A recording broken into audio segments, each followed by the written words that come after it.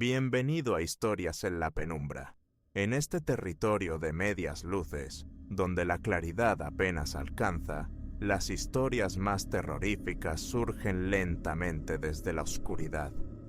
Aquí, los susurros del miedo narran relatos capaces de congelar tu sangre y acelerar tu pulso hasta el límite.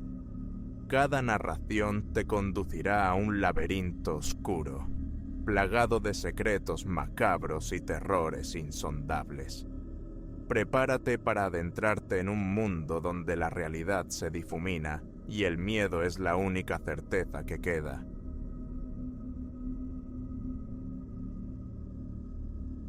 Solitude called, a siren song promising respite from the city's incessant roar. I answered, seeking sanctuary, only to find myself ensnared in a different kind of dissonance, a nocturnal cadence drumming against the thin walls of my borrowed refuge. Each time eyelids fell heavy, imagination painted phantoms circling the perimeter. Preparation had accounted for rustic simplicity. It hadn't factored in the disquiet that unfurled after the 11th hour. This remote haven, secured for a handful of weeks, was meant to be the crucible for dense work reports demanding absolute focus. The urban office hummed with distraction. My apartment felt like a closing fist. Uninterrupted concentration. That was the prize. An online listing advertised a modest, inexpensive cabin, nestled 2 kilometers off the main artery. Images depicted weathered timber, a diminutive porch, rooms Spartan in their furnishing.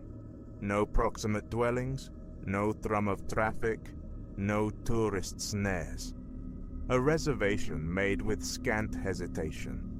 The proprietor, a disembodied voice on the line, sounded agreeable, confirming electricity and plumbing, but nixing internet or television. Stipulations I readily accepted. Arrival fell on a Monday, beneath skies scrubbed clean, the sun a warm benediction on my shoulders. The track leading inward, a rutted ribbon of dirt and stone, demanded patience behind the wheel.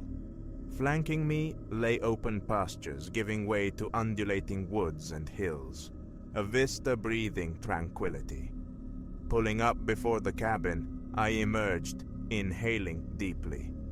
Earth and grass scented the air. No landlord awaited, but the key resided in a small lockbox affixed near the door. Entry granted. The interior was elemental. A compact kitchen housed a gas stove. A slender living space offered an aged sofa and plain wooden table. The bedroom barely contained its bed and nightstand. A short corridor terminated at the bathroom. Rough-hewn planks formed the walls, punctuated by a few dust-filmed windows. A survey confirmed functionality. Lights glowed, taps flowed, the toilet flushed. Basic, yet sufficient. My suitcase found its place on the bed, and I ambled through, absorbing the cabin's character. That first afternoon drifted past in quietude. Laptop, notebooks, pens colonized the living area table. Hours dissolved into drafting reports, the only soundtrack the sporadic avian calls from beyond the glass, and the soft susurrus of leaves stirred by a passing breeze. As dusk settled, I prepared a simple meal, dining in profound silence. Initially, it was balm. Retiring near 10, weariness from the journey overriding the stiff mattress and coarse linens, I surrendered to sleep. Sometime later, a sound jolted me awake. A singular, sharp rap against the exterior wall adjacent to my bed. Head lifting from the pillow, I strained to hear. Silence resumed, thick and unbroken. The house settling, I reasoned, timber contracting in the cool night air. I burrowed back into the pillow, chasing elusive sleep. The following day unfolded without incident. Reports progressed, A brief exploration of the grounds was undertaken, lunch consumed under the pale sun. But the second night brought recurrence. A knock, then two more, striking near 11:15. Subdued, yet distinct, like knuckles rapping on timber. I sat bolt upright, pulse a frantic drum against my ribs. Silence fell once more. Rising, flashlight clutched tight, I crept to the front door, eased it open, and swept the beam across the immediate vicinity. Nothing stirred. No wind sighed, no branches hung close enough to touch the walls, no animal signs presented themselves. The dew-kissed grass lay undisturbed. Only the ragged sound of my own breath broke the stillness. Securing the door, I returned to bed, sleep now a skittish quarry. Subsequent nights saw the knocking escalate, adhering rigidly to its post-11 schedule. On the fourth night, closer to midnight, a series of taps traveled along the wall. Not the random scrabble of claws or the settling groans of old wood. This possessed a disquieting deliberation, an almost patterned insistence. Each onset sent adrenaline surging. Raccoons, a fox. My rational mind grasped at straws. Yet daylight searches yielded no tracks, no scat, no evidence. Rain arrived on the fifth night, beginning around 10. Wind gathered momentum. By 11, heavy drops hammered the roof in a relentless tattoo. I pushed onward with my work, fingers flying across the keyboard, hoping the storm's fury would mask any extraneous sounds.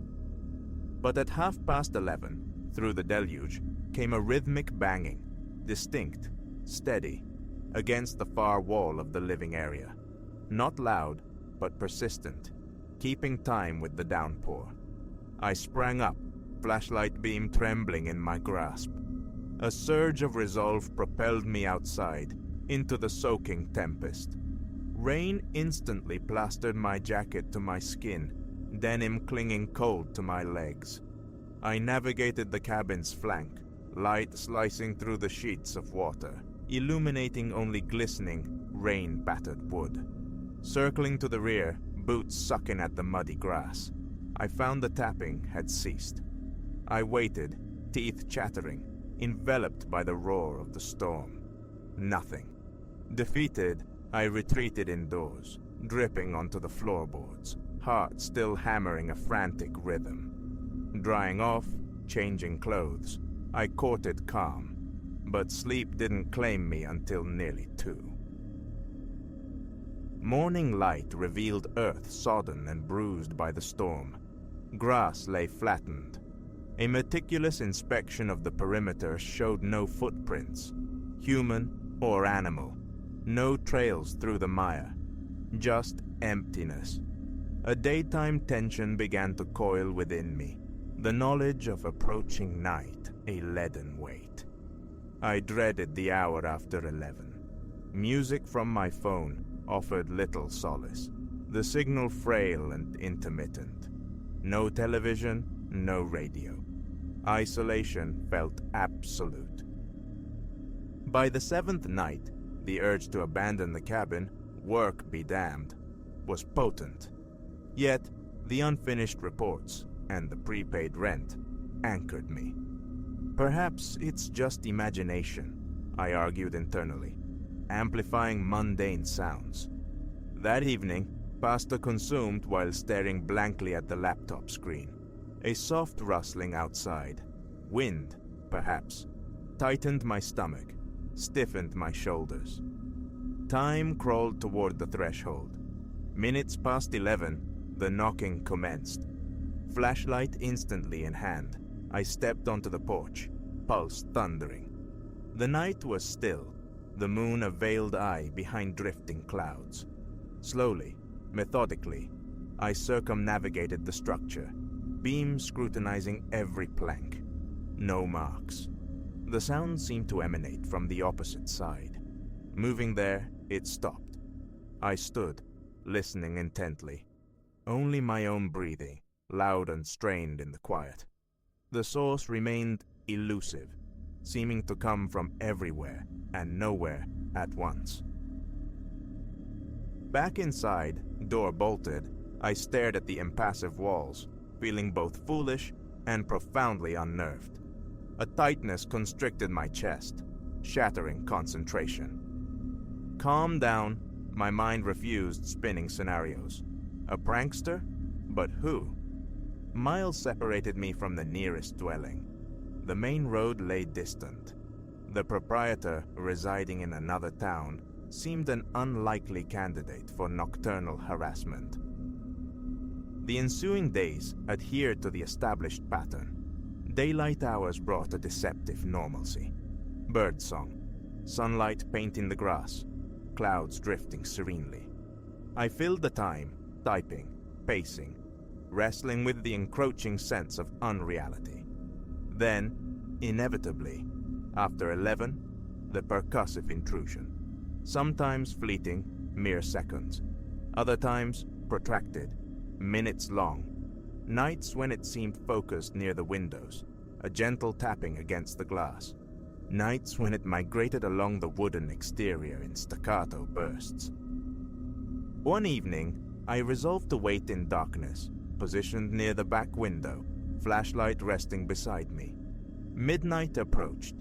Then, the familiar sound, thump, thump, thump, undeniably at the rear of the cabin. Low, rhythmic. My heart surged. A clammy chill prickled my skin. Steadying my breath, resisting the urge to flick on the light, I rose stealthily, creeping toward the window. Pressing my face close to the cool glass, revealed only impenetrable blackness. And then, silence. The flashlight beam stabbed into the night. Vacancy.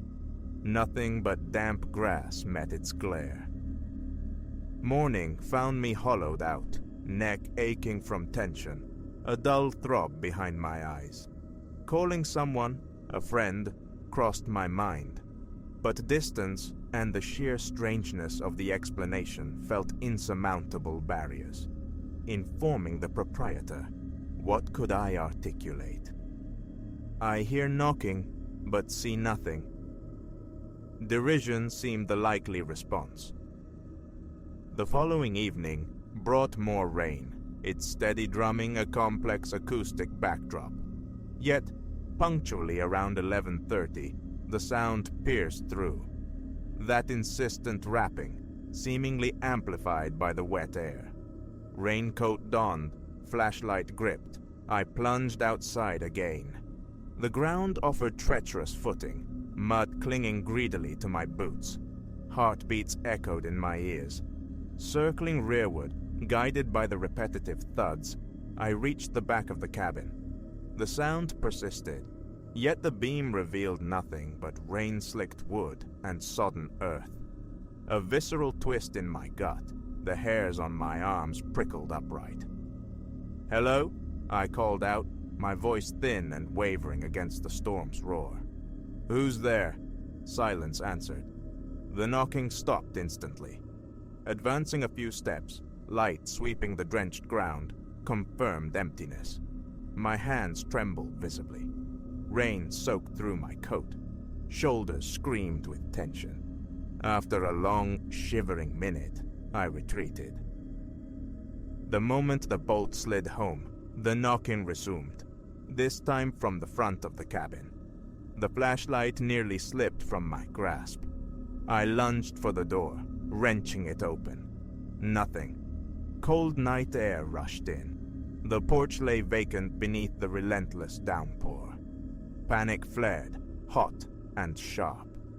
I slammed the door, making straight for the bathroom.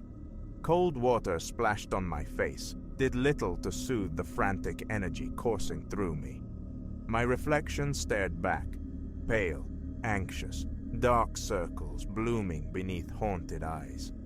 The remainder of that rain-lashed night was spent huddled in bed, eyes fixed on the ceiling, listening to the intermittent, taunting percussion. Sleep was a forgotten country.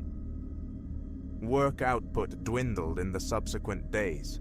Hours were lost scrutinizing walls and windowsills for any sign of forced entry, any scratch or mark. Nothing. Mornings involved meticulous ground searches for footprints, broken twigs, disturbed soil, any clue. The animal theory felt increasingly flimsy against the sheer lack of physical evidence. My nerves frayed thin. Every daytime creak of the old structure became a jolt. Waking each morning, the dread of nightfall descended immediately. Approaching the 2-week mark, resolve crumbled. Packing beckoned, assignment unfinished. I sat at the table, laptop open on half-rendered reports, stomach churning with anticipatory dread. Venturing outside after dark felt unthinkable. On my final night, clouds massed overhead, the air heavy with the threat of more rain. Departure was set for first light.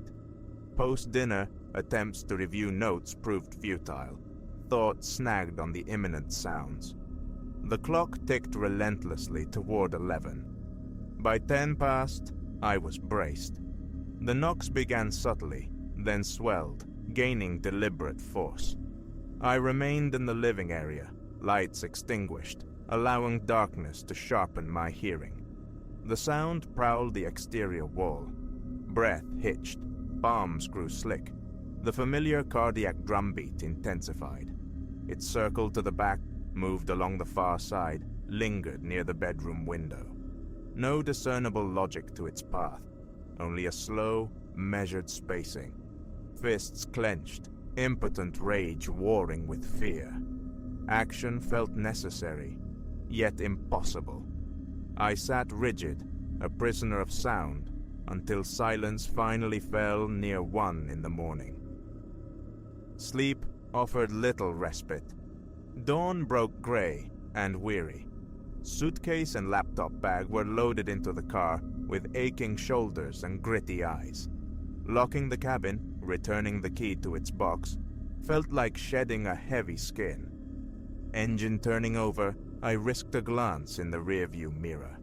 The timbered house stood silent, inert in the morning calm. No movement, no sound. Relief washed over me, vast and profound. What orchestrator lay behind those nightly percussions? I never discovered. A fragment of me yearned for resolution, for the unmasking of the mystery.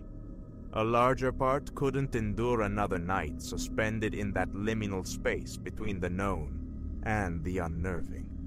Now memories of the cabin conjure stillness fields, the distant whisper of rain, and that insistent rhythmic knocking against wood. Why such profound disquiet? Perhaps it was the sound's intrusion into absolute silence, its presence when confronted with absolute absence. Something about a knock in the dead of night, when you are utterly, undeniably alone, burrows deep beneath the skin. It felt undeniably real, and that reality was terrifying enough.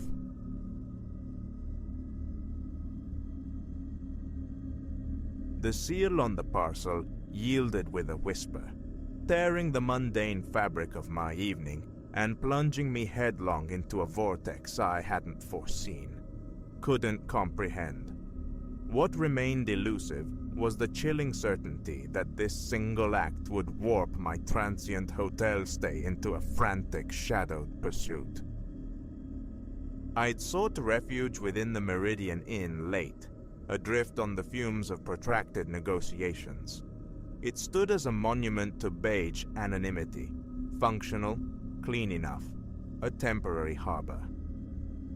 The lobby breathed a sterile quiet, populated only by myself and a spectral receptionist tethered to the glow of her monitor. She slid the keycard across the counter with practiced indifference. "Room 408, she intoned, her voice as neutral as the decor. "Elevators flank the corridor. Departure by 11. A curt nod served as thanks. My rolling case rumbled a lonely rhythm behind me towards the lift. The fourth-floor hallway stretched vacant, hushed save for the distant thrum of an ice machine. My designated door appeared, promising release. I swiped the card, weary anticipation blooming. And there it lay, a dense block of brown paper, squatting sentinel right before the threshold. Instinct suggested a dropped item, something shed from my own weary passage. Bending closer dispelled that notion. This wasn't mine. The label bore a name, Calen Vance, unequivocally not Elias Thorne. Prudence screamed, "Leave it, alert the desk, let the anonymous cogs of the hotel machine handle it." But a deeper, more insidious current, curiosity, pulled me under. I hefted the package, surprised by its unexpected gravity, and carried it across the threshold into the room. Inside, I placed it upon the desk, examining it under the lamplight. The return address was obliterated by a thick smear of black marker. No stamp, no franking mark. Hand-delivered, then. I rationalized the impulse to open it. Just a quick look, ensure nothing demanded immediate action. A flimsy justification voiced only to myself, as my fingers worked at the coarse wrapping. Beneath lay an unassuming cardboard box, devoid of any identifying marks. It could have held stationery, perhaps footwear. Lifting the lid, however, vaporized any notion of the ordinary. The box brimmed with documents, dense stacks of paper, manila folders thick with contents, and what appeared to be glossy photographic prints. My gaze snagged on the uppermost sheet, a memorandum typed beneath an imposing, official-looking letterhead. As my eyes scanned the opening lines, my blood seemed to thin, turning to ice water in my veins. It spoke of concealment, a corporate conspiracy of staggering scale, illicit dumping of toxic effluvium, falsified environmental assessments, and oblique references to lives extinguished, swept beneath a rug of complicity. Names surfaced, names like distant thunder, recognizable titans of industry, and political constellations plucked from the firmament of news headlines. And tucked at the bottom, a hurried script. Calen, it's all here. Eyes are everywhere. Trust no one. My hands trembled as I laid the paper down. This wasn't merely significant, it was seismic. Information capable of leveling corporations, incinerating careers, potentially condemning powerful figures to incarceration. And by some malignant twist of fate, it had materialized outside my door. I sat frozen for a beat, thoughts stampeding through my mind. The authorities? The press? As my hand instinctively reached for my phone, a chilling logic clicked into place, arresting the motion. Whoever dispatched this package intended it for Calen Vance. They knew, or thought they knew, which room he occupied, which meant... I surged to my feet, heart hammering against my ribs, and fumbled to recheck the deadbolt, suddenly flimsy and inadequate. Then, drawn by a primal need for awareness, I crept to the window, easing the curtain back a fraction. The parking lot sprawled below, an asphalt sea dotted with vehicles slumbering under the jaundiced glare of sodium lamps. Nothing seemed amiss until my focus sharpened. Across the street, nestled in the shadows, a low-slung obsidian sedan, engine idling softly. Within, the unmistakable silhouette of an occupant, pinned behind the wheel, gaze fixed unwavering upon the Meridian's facade. The curtain fell back, muffling the sudden constriction in my chest. This was acutely wrong, perilously wrong. I occupied a space meant for another, clutching secrets I was never meant to see, while watchers waited, patient predators who undoubtedly desired their property returned. Egress was imperative. But how? A departure through the main entrance, under their scrutiny, was unthinkable, and strolling out casually, package in hand, was suicide. My eyes fell upon the box, then my suitcase. An idea sparked amidst the panic. With frantic haste, I emptied my Samsonite, cramming clothes haphazardly into the room's drawers. Then, with painstaking care, I transferred the volatile payload, papers, folders, photos, into the suitcase's shell, preserving the original arrangement. The empty cardboard husk and its brown paper skin were crumpled, stuffed deep into the waste bin, buried beneath tissues and discarded water bottles. The zip closed on the suitcase with a sound like sealing a tomb. Just then, a sharp rap echoed from the door. My heart leapt, lodging itself somewhere in my throat. "Room service," a muffled voice announced. Wrong, it was nearing midnight. "No, thank you," I called back, striving for a steady tone, just settling down for the night. A pause hung in the air, pregnant with menace. Then another knock, harder this time, rattling the frame. "Sir, linen change, mandatory hotel procedure." Silence was my only reply now. My gaze darted wildly, seeking an alternative escape.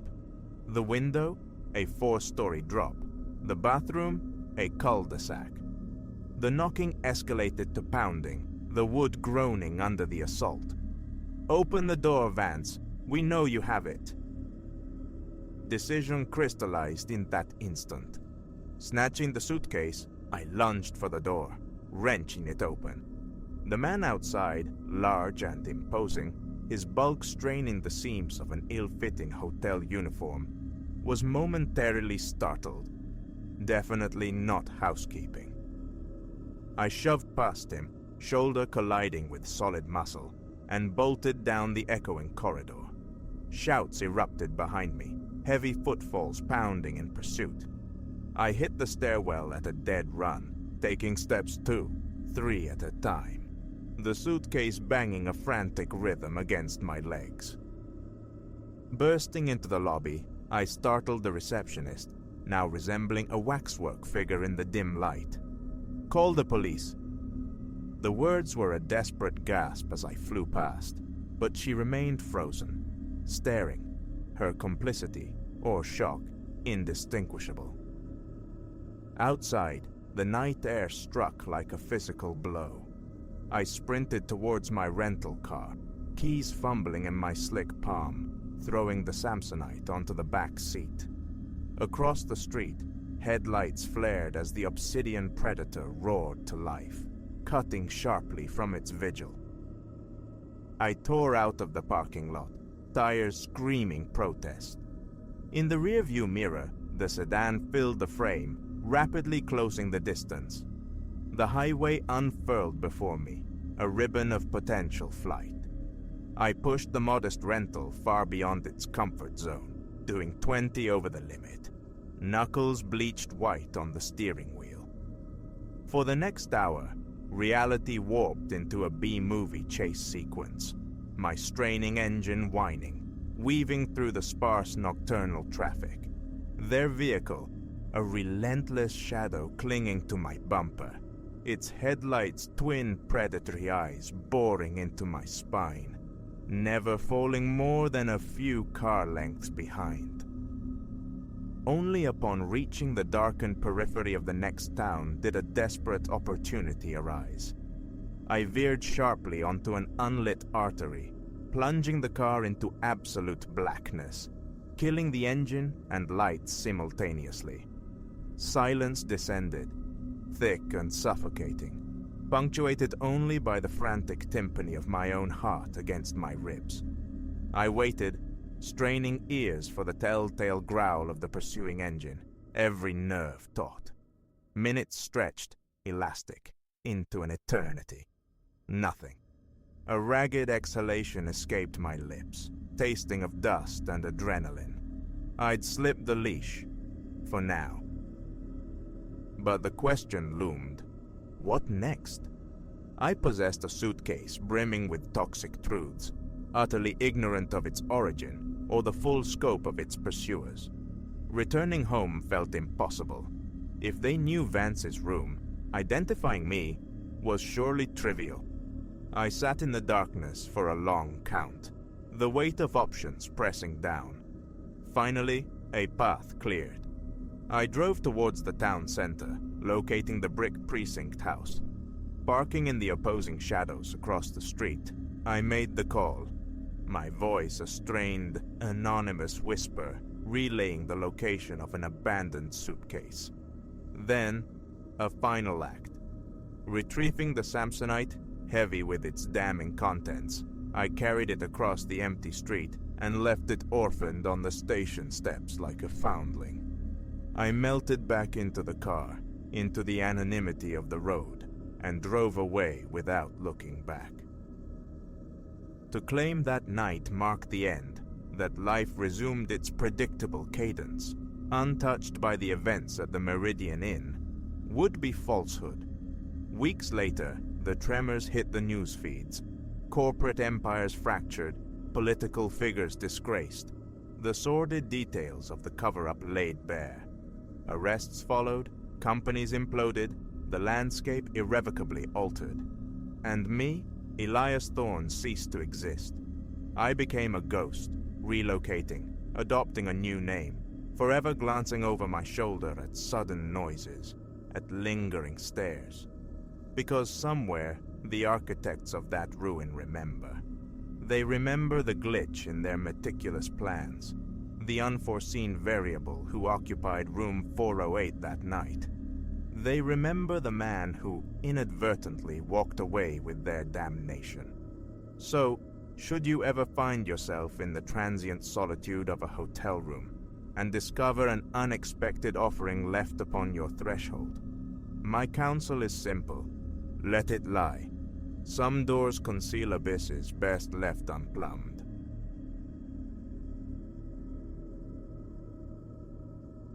The memory clings like sea mist, sharp and cold. The day I first laid eyes on that gaunt house. My old work van coughed to a stop, and I stepped out onto the precarious edge of the world, it seemed. There it stood, perched hawk-like on the cliff, defying the ceaseless wind that whipped off the churning Atlantic, stinging my eyes. Its windows were dark voids. The heavy front doors remained resolutely shut, guarding secrets within. An undeniable feeling washed over me. The house was expectant, waiting. I lingered, absorbing the cracked flagstones underfoot, the paint peeling from the walls like sunburnt skin. My instructions, received via a crackling phone line, were precise. Resurrect an antique piano. Mute for uncounted years. As Elias Thorne, a mender of silenced instruments, I thrive in quietude. Yet the stillness here felt different. Dense, watchful, almost viscous. With a hesitant push, the front door groaned open, a sound swallowed instantly by the cavernous hallway beyond. My own footfalls echoed unnervingly on the worn floorboards. Stale air, thick with the scent of decay and trapped time, filled my lungs. I lowered my heavy tool satchel to the dusty floor, its thud muffled. My gaze swept the grand foyer. A sweeping staircase ascended into shadow, flanked by towering closed doors. Faded portraits lined the walls, their subjects obscured by grime and time. Faces I deliberately ignored. My focus was the task, the silent instrument. I had a name, a number. Silas Croft, the agent handling the property. To call should I finish ahead of schedule. Croft had mentioned the place stood empty for decades, its owners now keen to sell, hoping a restored piano might sweeten the deal. I located my charge in a vast drawing room at the corridor's end. Tall windows framed a dramatic vista of waves savaging the rocks below. There it sat in the corner, beneath a heavy, dust-laden drape. Lifting the cover revealed scarred rosewood flanks, but a cursory glance inside showed the strings, remarkably, seemed intact and under tension. The keys possessed the yellowed patina of age. The hammers, though worn, were far from the worst I'd encountered. I pressed a cluster of keys near the middle, C, E, G, anticipating at least a dull thud, a strangled tone. Nothing. Utter, absolute silence, as if the keys were disconnected from reality, mere blocks of silent matter. No vibration trembled through the wood. No echo stirred the stagnant air. I checked the strings again, taut. The hammers moved freely, striking true. Mechanically, sound should have occurred. I rapped the casing with my knuckles. A solid, dull thump answered, confirming the wood's integrity. The sustain pedal depressed with the correct resistance. I struck a forceful chord, willing a response. Still, that profound, unnerving silence persisted. It was then that the first tendrils of genuine unease coiled within me. The instrument presented no discernible flaw, no physical impediment to producing sound. It simply refused. I laid out my tools with practiced hands, the familiar metallic clicks offering little comfort.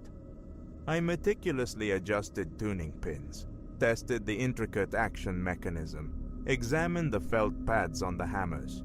Methodically, I tapped each key, ascending the scale, my ear straining for the faintest whisper of pitch. Only silence answered, an implacable negation. I jiggled the hammers.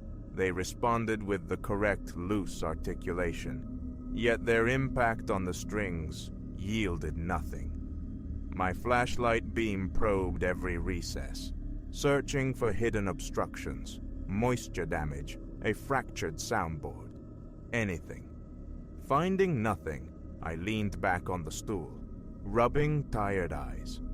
I'd coaxed life back into instruments ravaged by neglect and disaster, but never had I faced one that appeared whole, yet remained utterly mute.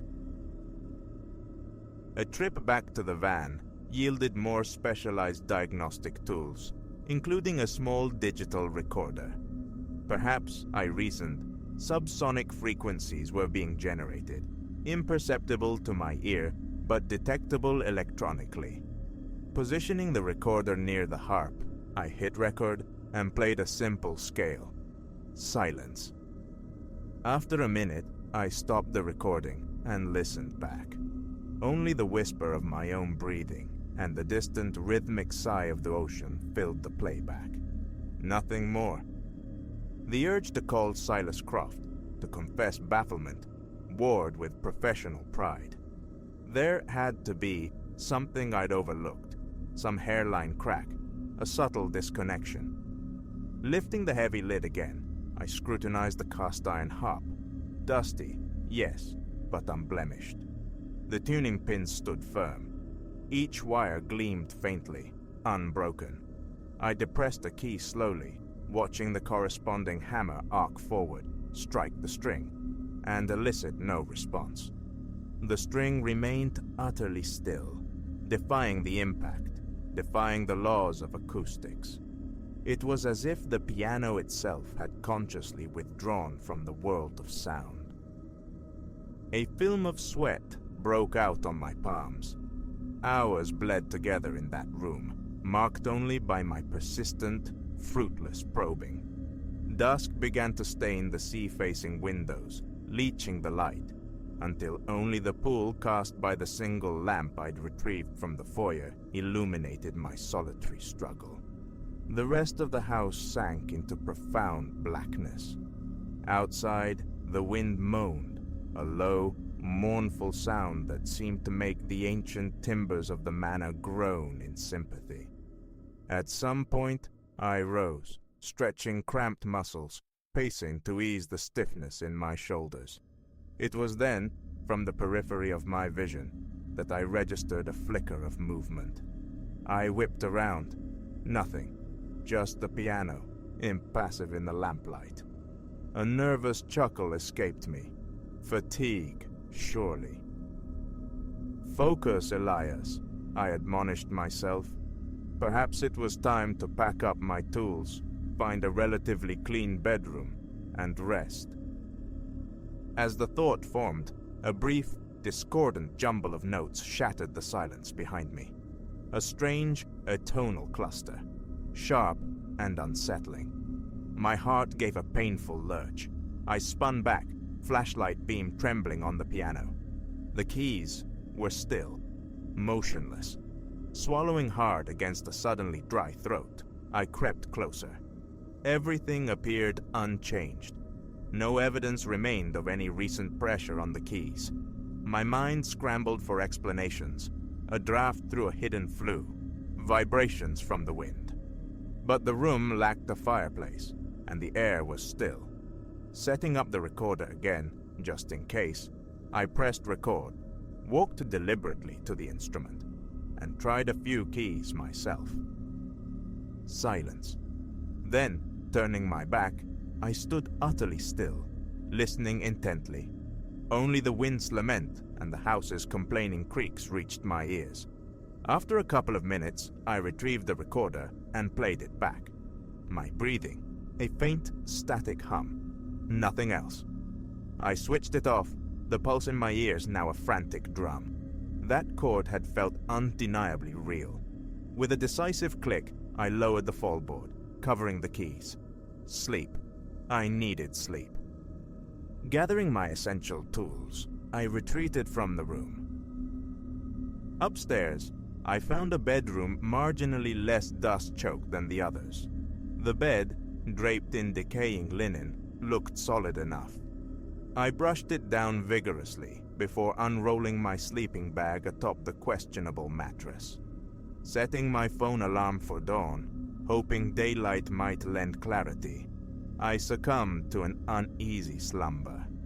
I awoke stiff, prickling with residual anxiety, to the insistent beeping in the pre-dawn gloom. 6 a.m., a faint pearlescence was just beginning to touch the eastern horizon over the sea. Stepping into the silent corridor, I descended the stairs.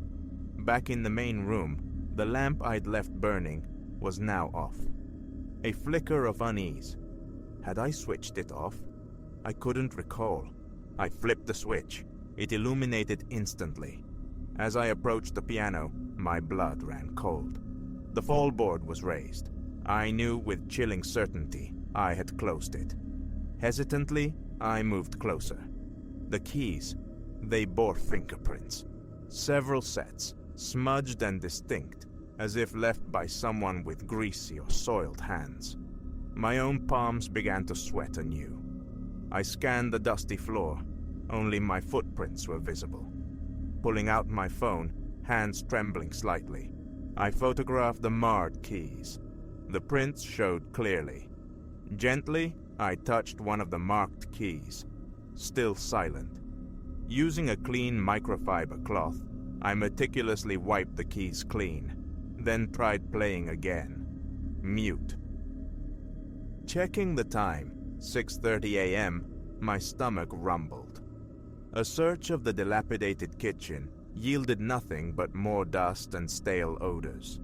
I drank sparingly from the water jug I'd brought before returning, inevitably to the piano room.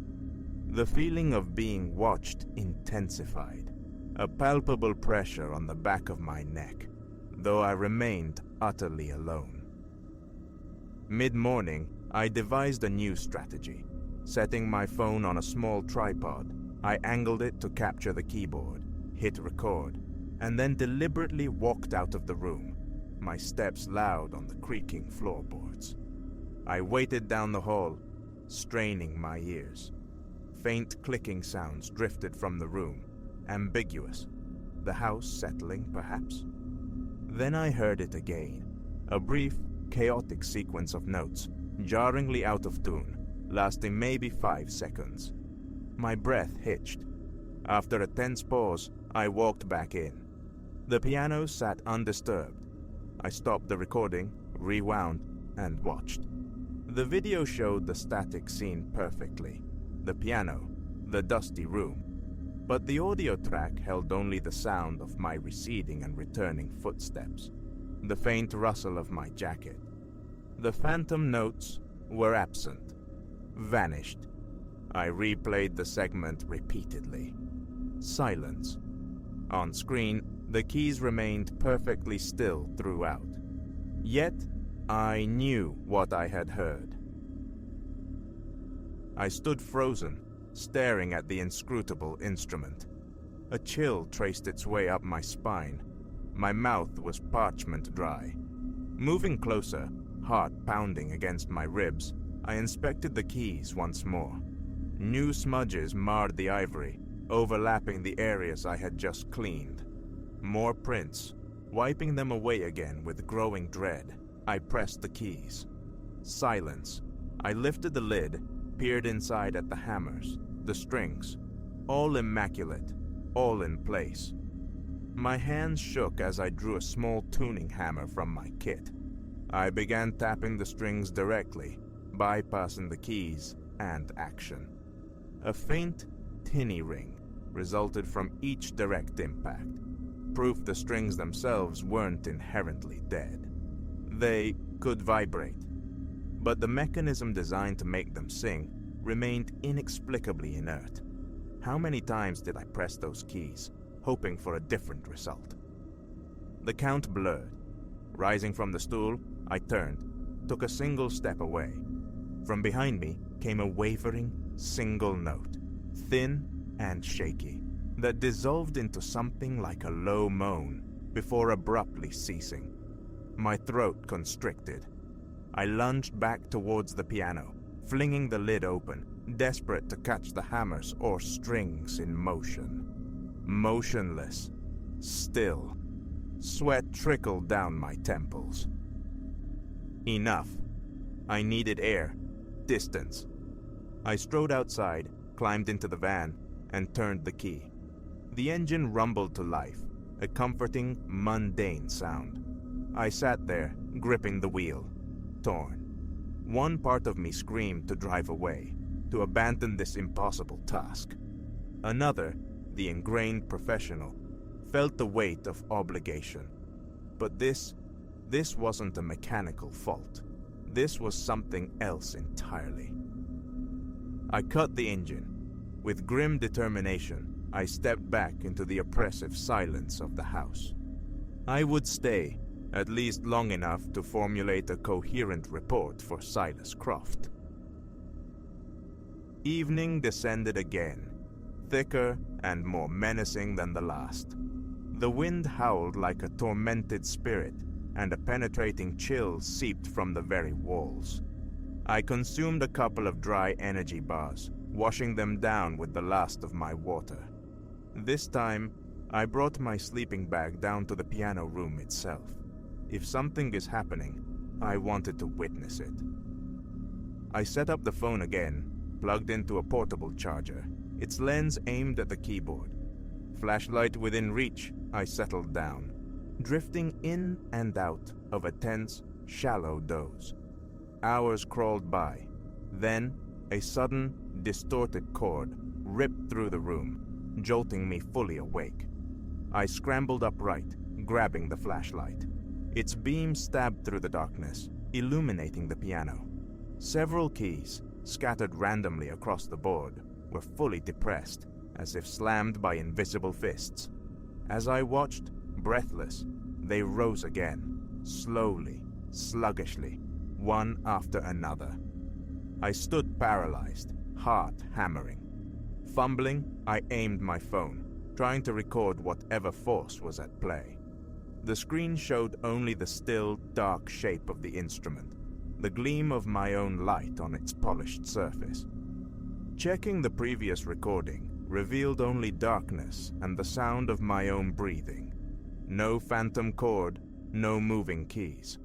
Looking back at the piano itself, I saw them. Fresh fingerprints. The same disturbing pattern, now concentrated on the upper register. I leaned closer, my breath catching.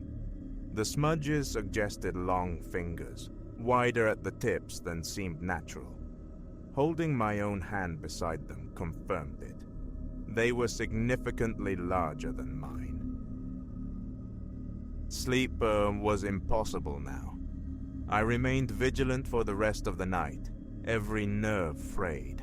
Sporadic, ephemeral tones whispered from the piano whenever my gaze drifted away, ceasing the instant I looked back. My shoulders ached with tension. A dull headache pulsed behind my eyes. The house groaned and shuddered around me, each sound potentially heralding something. But nothing materialized in the doorways, only shifting shadows and dust motes dancing in my flashlight beam. Dawn arrived not as a relief, but as a gray, weary surrender. Standing by the window, I watched the turbulent, slate-colored ocean churn below. I couldn't endure another night. My decision was made. I packed my tools methodically, the familiar actions a small anchor in the surrounding strangeness. One last time, I wiped the keys clean, a futile gesture of order against the inexplicable, wanting to leave the instrument outwardly presentable, even in its silence. I would contact Croft later, explain that the piano's issues were beyond my expertise, beyond any mechanical remedy I knew. I was finished here. Before departing, I made a final circuit, extinguishing the few lights I'd used, closing doors against the persistent drafts. Back in the foyer, poised to leave, one final sound reached me from the drawing room. A single, low note, rough and resonant, like a bass string struck with excessive force, then abruptly choked off. I didn't investigate. I had no desire to see those fingerprints again. I simply walked out, pulling the heavy door shut behind me. How to explain that piano? I still grapple with it. Every component, hammers, strings, pedals, keys, appeared functional, moved as designed, yet conspired in an impossible silence when played conventionally. And yet, those fugitive, dissonant sounds haunted the edges of my perception, always unverified, unrecorded. The smudges remain equally baffling. All I possess is the visceral certainty that the instrument was wrong, imbued with a hostile presence that resented my attempts to awaken it. Watching the manor shrink in my rearview mirror as I finally reached the main road brought a profound wave of relief. I resolved to tell Silas Croft only that the piano, while structurally sound, suffered from an intractable, unidentifiable malfunction. The memory of that deep, unnatural silence, punctuated by sounds that defied capture, still chills me. Silence is my trade, my comfort, but not the kind I found in that lonely house on the cliff. May I never have cause to return.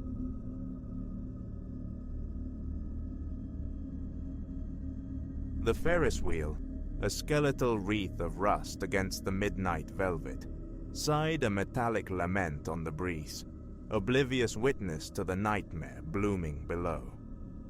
Hunkered behind the splintered husk of a ticket kiosk, camera clutched like a talisman to my ribs, a cold certainty crystallized.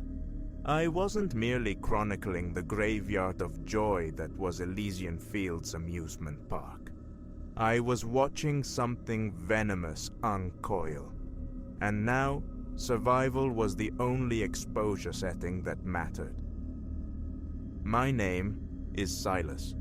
I trade in the aesthetics of abandonment, a photographer drawn to the melancholy allure of places forgotten by time. Capturing the poignant beauty and decay is my vocation.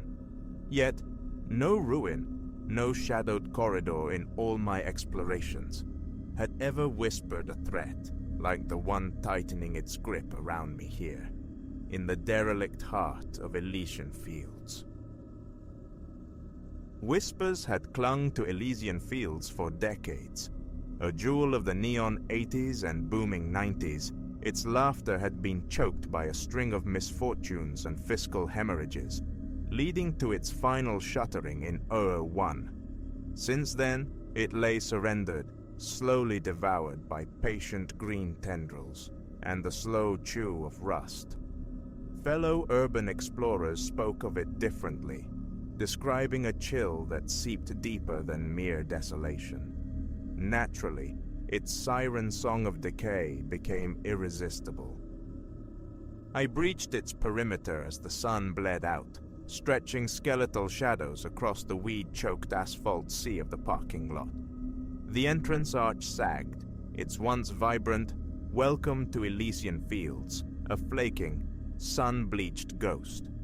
Slipping through the breach, camera poised, a tremor traced my spine. This place felt dissonant. Its silence weighted beyond the usual quietus of neglect. The initial hours passed under a shroud of unsettling calm.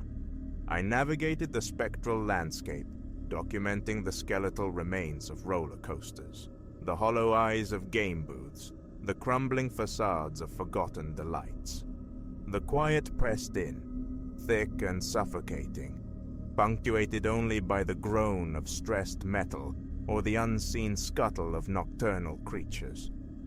Phantom movements flickered at the edge of vision, dissolving into nothingness the moment I turned.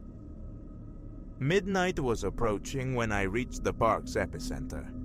Above, the Ferris wheel pierced the star-strewn canvas, a colossal, derelict clock face. I was composing a shot, seeking the perfect angle on its desolation, when I heard them.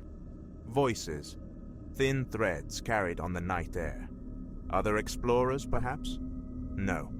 Listening closer, the tone wasn't the excited hush of discovery. It was low, coiled, edged with impatience, maybe anger. Curiosity, that treacherous compass, tugged me forward.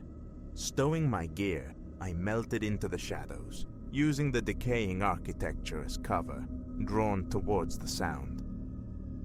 Closer now, fragments coalesced into meaning.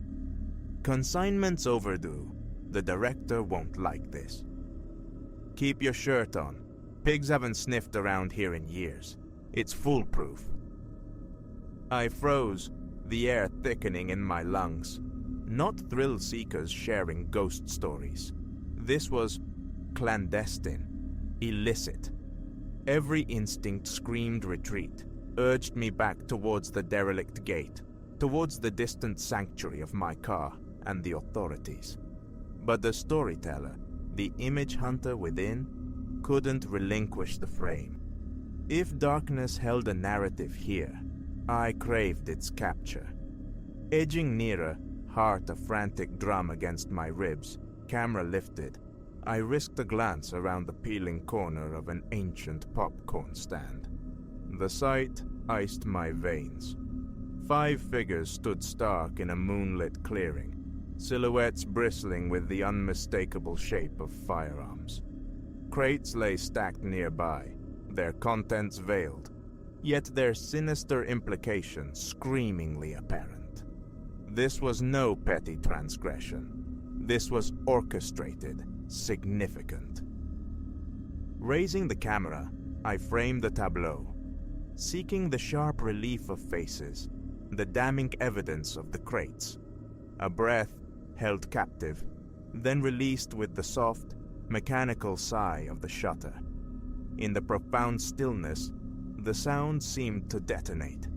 A heartbeat of absolute silence descended. Then, one man's head snapped around, his gaze locking onto my shadowed niche with unnerving accuracy. "Visitor!"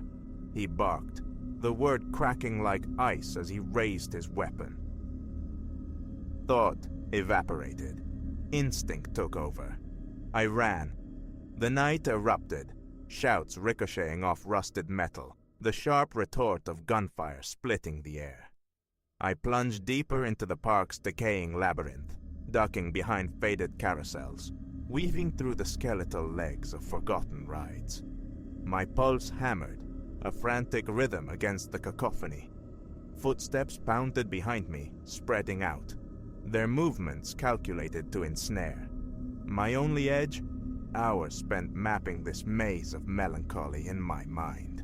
Theirs, numbers, weaponry, the grim advantage of defending their illicit domain.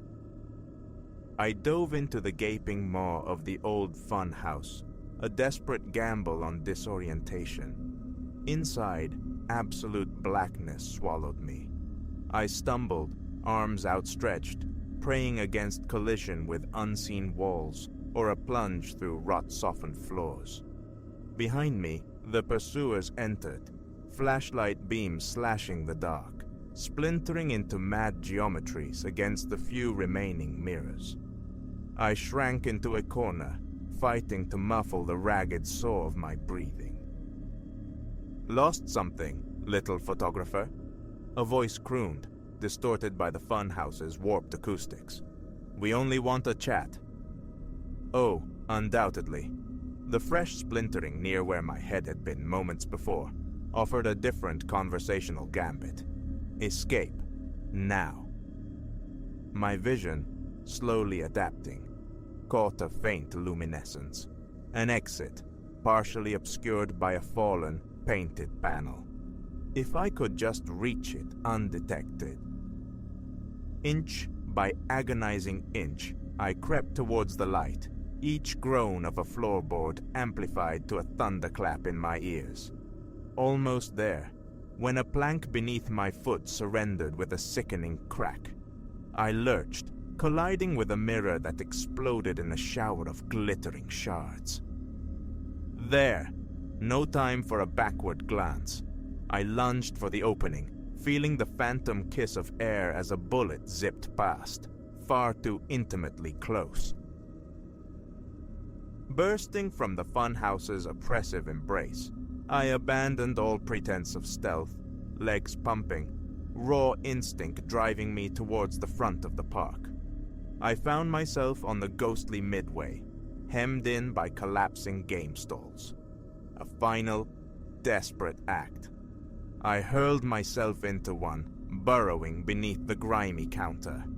Footsteps fanned out, methodical, sweeping the area. Discovery felt inevitable, a closing parenthesis. Crouching in the dust and debris, struggling to silence the frantic bellows of my lungs, my hand brushed against something hard and cool. Looking down, a strangled laugh almost escaped me. An old air rifle, relic of a long-dead shooting gallery, likely abandoned in the park's final days. Useless against their hardware, but perhaps a reckless, threadbare idea sparked in the desperation.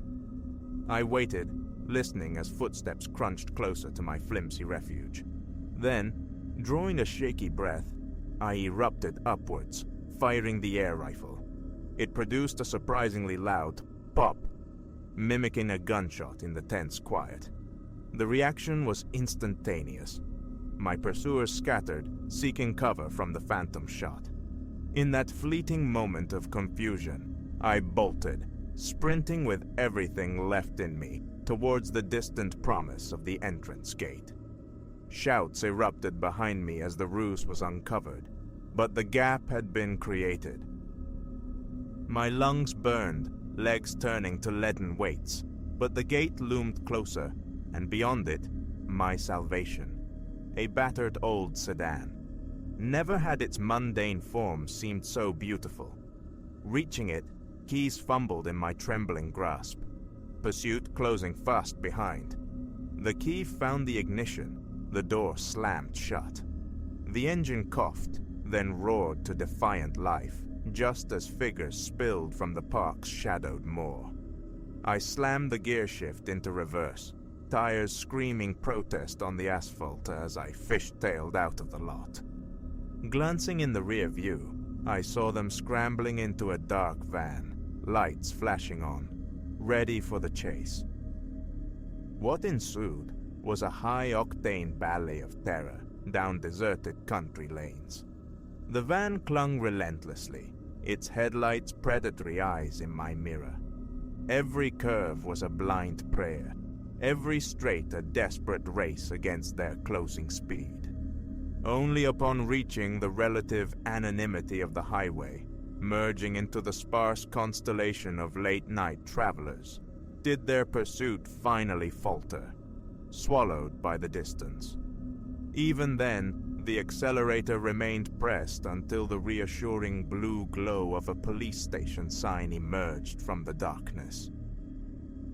The following days dissolved into a whirlwind of statements, flashing cameras, ironically not my own, and stark headlines. My photographs, coupled with my harrowing account, provided the linchpin to dismantle a significant arms trafficking ring. Elysian Fields, hidden in plain sight, had been their nexus for years. People ask if regret haunts me, knowing the abyss I skirted that night in Elysian Fields. The honest answer is no. Terror etched itself onto my memory. Yes, mortality felt chillingly close, but a dangerous network was exposed, its venom neutralized. I still seek the beauty in forgotten places, camera in hand. But now, a deeper caution walks with me, a heightened awareness of what shadows might conceal. Because sometimes, the true menace isn't the decay or the darkness itself. Sometimes, it's the secrets buried within these forsaken landscapes, and the lengths some will go to ensure they remain undisturbed. So, should you ever find yourself drawn to the melancholy magnetism of an abandoned amusement park, remember this tale. You can never be certain what waits beyond the rusted gate, lingering in the silence of the dormant rides. And unlike the illusions in a fun house, the perils encountered might be terrifyingly real.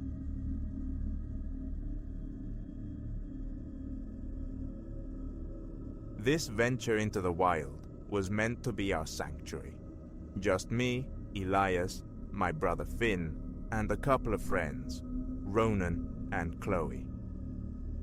We gathered our provisions, hearts alight with the prospect of a weekend steeped in wilderness, far from the city's incessant clamor and the phantom vibrations of our phones. The very notion of disconnection pulsed with promise. We were no strangers to camping, yet this time felt different. Finn had unearthed coordinates on some obscure backwoods forum, pointing to a place deeper, more secluded. Isolated, hushed, unmarred by the usual trails of tourists. It was the precise solitude we craved. The journey itself was an odyssey, a serpentine ribbon of asphalt clinging to mountainsides that seemed to spool out eternally. When at last the engine quieted at the trailhead, the air met us cool and sharp, thick with the resinous perfume of pine. No signal bars, no glint of other vehicles, only the vast swallowing presence of the woods, utterly perfect. For an hour or so, we trekked, the easy rhythm of our boots on the path punctuated by laughter and shared stories, our packs laden with shelter, sustenance, the essentials of temporary survival.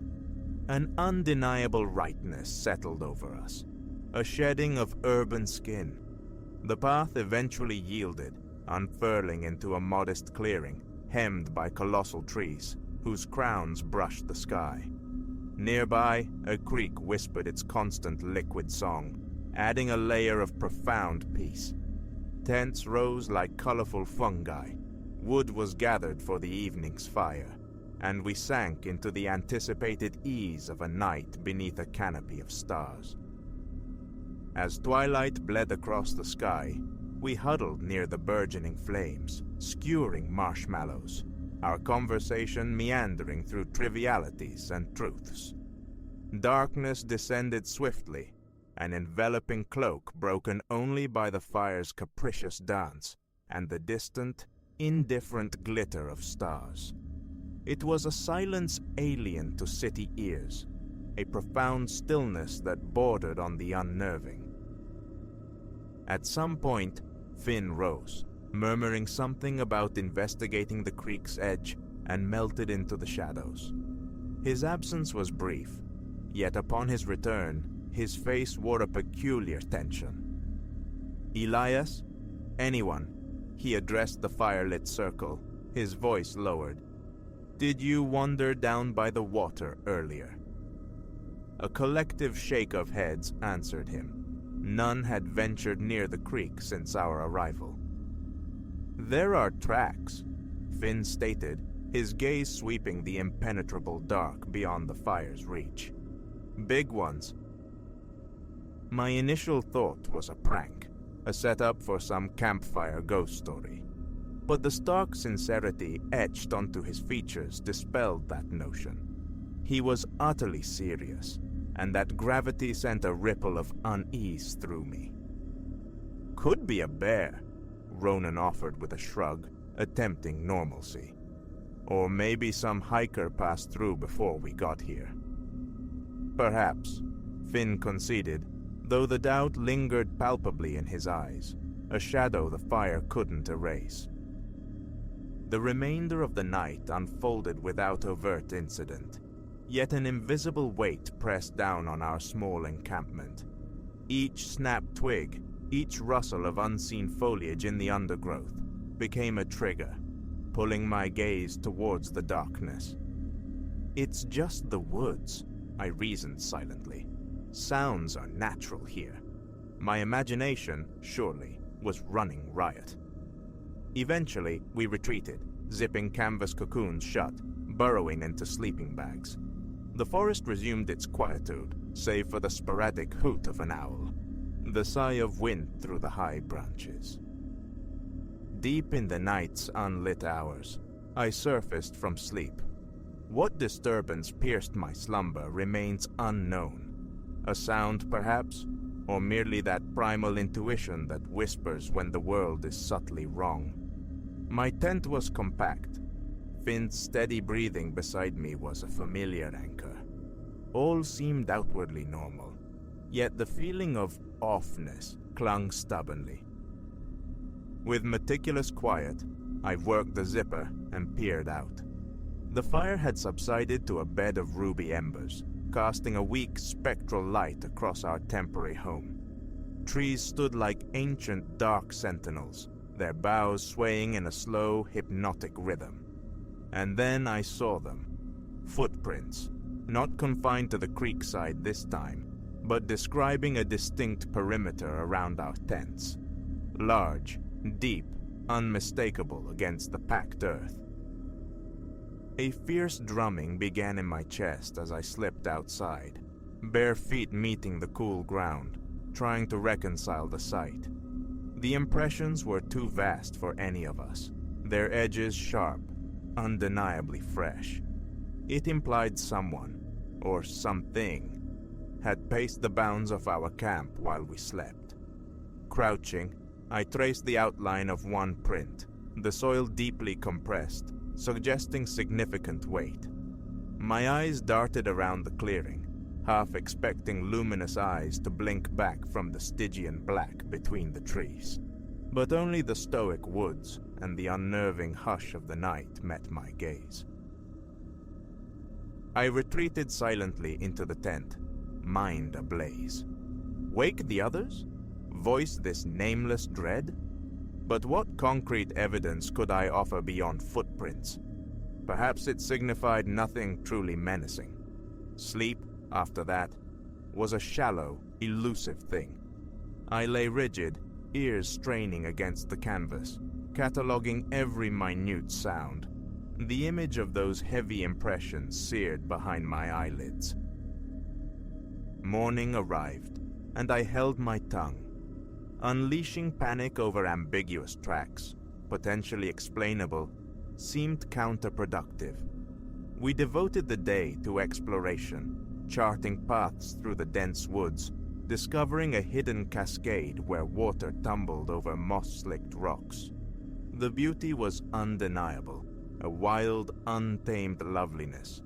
Yet the sensation of being observed, a prickle on the neck, never entirely dissipated. Occasionally, I'd see Finn pause, his gaze sweeping the tree line, the same tautness in his posture that mirrored my own internal strain. That evening, the fire circle reconvened, but the atmosphere was altered. Laughter felt forced, conversation lagged, punctuated by long silences. An unspoken anxiety permeated the air, a shared suspicion none dared articulate. After a time, Ronan stretched, yawning. "Think I'll turn in," he announced. "Got a long hike tomorrow." We murmured assent. The day's exertions had taken their toll. As we prepared to retire, my eyes snagged on something near the edge of the firelight. More prints, not just circling now, but leading definitively away, deeper into the forest, as if an observer had stood just beyond our awareness before retreating. They were starkly fresh. I froze, staring. "Finn," I whispered, a low urgency in my tone, beckoning him closer. He followed my pointing finger, and the color drained from his face as he registered the tracks. "We have to leave," he breathed, the words barely audible. "Now." There was no room for argument.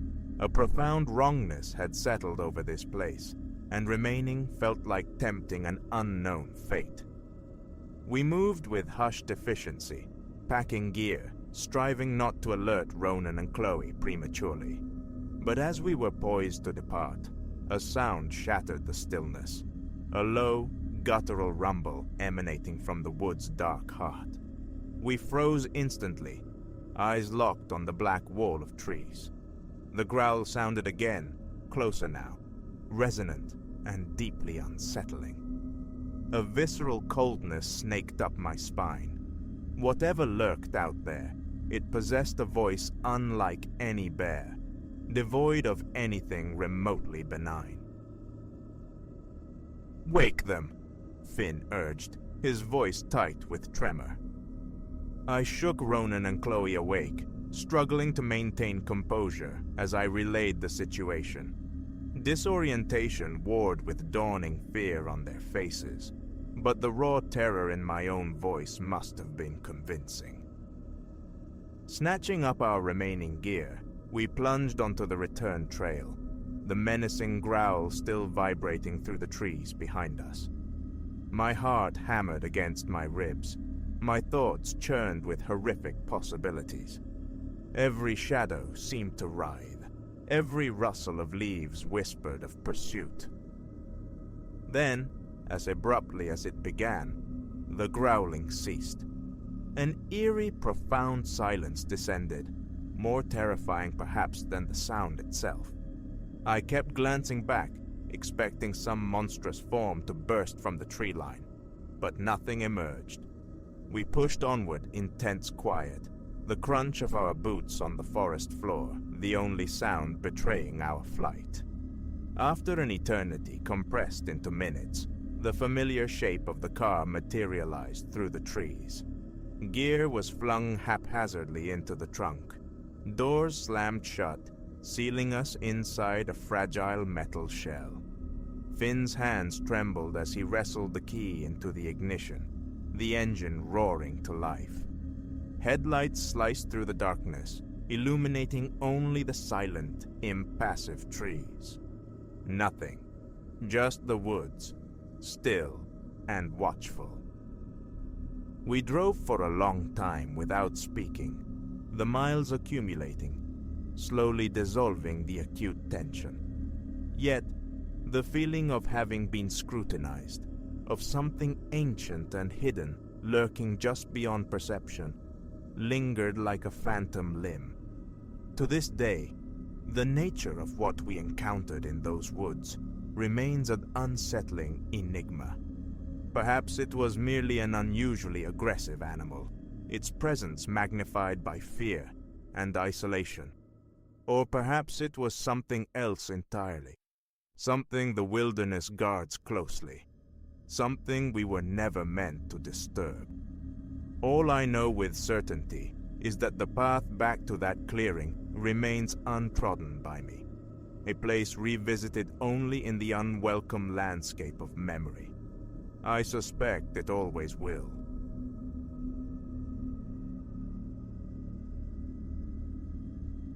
That first night, swallowed by the venerable silence of the house, my own respiration echoed unnervingly loud.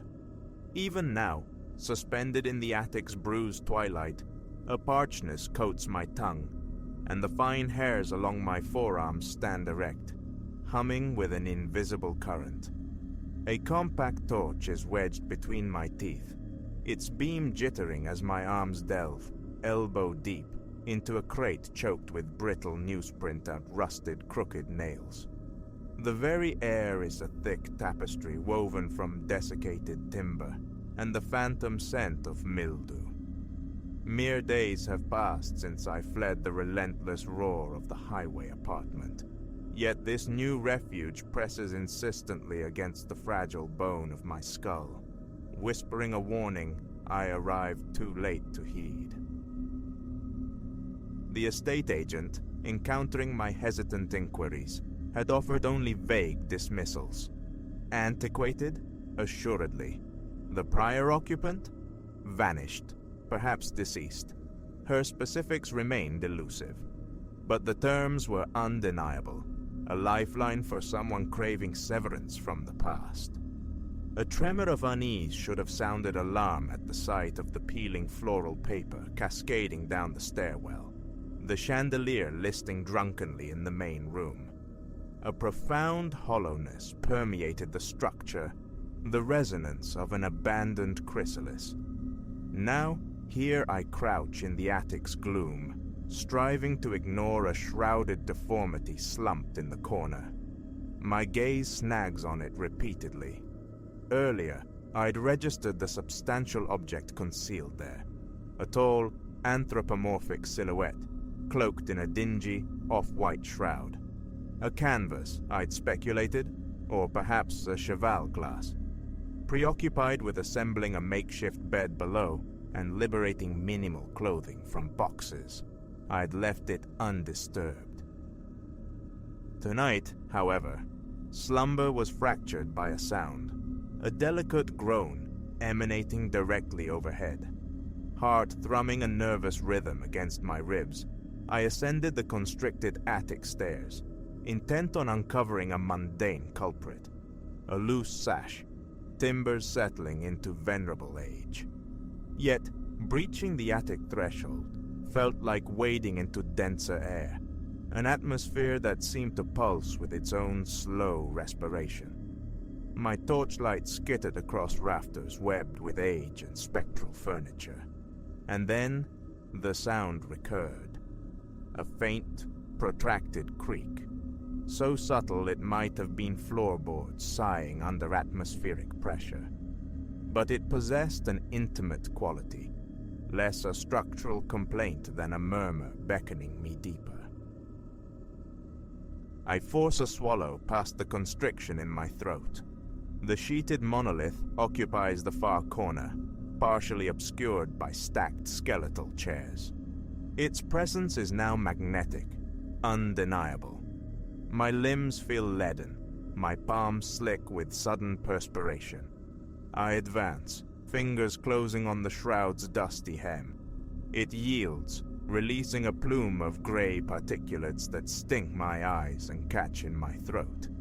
I stifle a cough, rubbing furiously. Beneath the fabric, a large mirror leans askew against the wall. Its wooden frame bears intricate, swirling carvings, time having gnawed chunks from the design. The looking glass itself is imperfect, subtly warped, marred by a slender fissure running diagonally near one corner. Directing the torch beam onto my own visage, I scrutinize the reflection.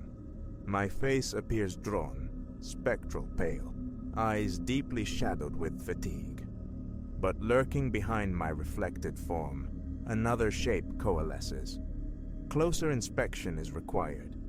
Initially, a smudge, perhaps a tarnish upon the silvered surface. No, it resolves into a figure, indistinct yet undeniably present behind me in the glass, crowned with what seems to be a hat pulled low, obscuring the brow. The eyes are merely voids, absorbing the light. I pivot sharply, sweeping the torch beam across the space behind me. Nothing but derelict chairs and a steamer trunk swathed in shadow. Returning my gaze to the mirror, the figure persists, impossibly positioned just over my shoulder. A knot tightens in my throat. A tremor begins in my left hand. I oscillate the light, searching for some optical illusion, some trick of reflection. The mirrored phantom remains static, unyielding. Its features are veiled, yet I intuit a smile, or the nascent intention of one, pulling at unseen lips. With a convulsive movement, I snatch the sheet, flinging it back over the glass, and stumble towards the attic egress, the floor planks groaning their protest under my frantic retreat. Downstairs, stretched upon the mattress in my room, I lie rigid, breath catching shallowly in my chest, yearning for the absolution of morning. Each time my eyelids flutter closed, the apparition imprints itself on the darkness behind them. The house's silence has mutated, thickening into an oppressive weight against my eardrums. Daylight, thin and strained, offers a veneer of rationality. The attic's obscurity, the mirror's antique flaws. Surely I witnessed only my own silhouette, distorted and misconstrued. Around noon, steeling myself, I venture back up. The air hangs stagnant. I withdraw the sheet once more, half-braced for the immediate reappearance of the shape. But the glass returns only my own image, slightly stooped, blinking sweat from my lashes. I study my face. The years show more than I care for, framed by a rough growth of beard. Yet, as I stare, something feels dissonant. My beard seems irregular, as if individual hairs are twisting into unnatural configurations. I smooth a hand over my jawline. The reflection delays, mimicking the gesture a heartbeat too late. A blade of ice traces my spine. Subtle, almost imperceptible, but the lag was undeniable. Leaning closer, my breath misting the glass, I press my nose near the surface. The faint crack near the corner fractures my reflected forehead. And then, gazing deep into my own mirrored eyes, I perceive it again, the faintest adumbration, hovering behind my shoulder. A presence utterly wrong. I recoil.